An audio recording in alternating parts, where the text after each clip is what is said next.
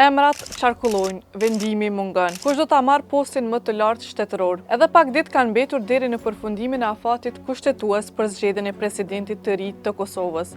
Ndërsa skena politike vazhdon të jetë e paqartë për emrin që do ta marrë postin më të lartë shtetëror. Presidentja aktuale Vjosa Osmani ka shprehur gatishmërinë për një mandat të dytë, por për rizgjedhjen e saj nevojiten votat e mjaftueshme në kuvendin e Kosovës. Deri më tani, sipas raportimeve, mbështetja e nevojshme nuk është konsoliduar. Krahas Osmanit, në opinion ja përmendur edhe emra të tjerë potencial, si figura brenda lëvizjes vetëvendosje, diplomat apo personalitete publike me profil institucional.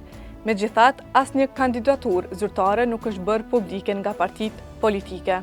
Në ditët e fundit, spekulimet janë shtuar edhe rreth mundësisë që presidenti i ardhshëm të vijë nga familja heroike Jashari. Këto aludime janë bërë më të theksuara pas vizitës së kryeministrit Albin Kurti në konakun e Jasharëve. Qenë mbrëmë të Basarifat, besuam që do të kemi mundësi që të qëndrojmë pak bashkë të rrimë, sepse si mi par ka herë.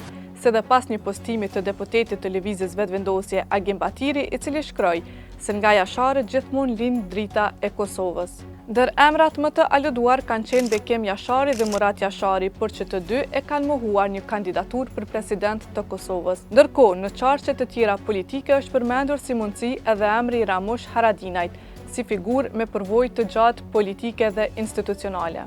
Ai në një deklarim publik ka thënë se nëse vullneti i deputetëve do t'ja kërkonte një përgjegjësi të tillë, ai do ta shqyrtonte. Ndërkaq me 4 mars që po afrohet, mbetet të shihet nëse do të arrihet konsensus për një kandidat konkret, apo vendi do të përballet me një situatë të re politike në prag të përfundimit të mandatit aktual. E ju shikues të Infokusit, në komente na tregoni se kush mund të jetë president i Kosovës.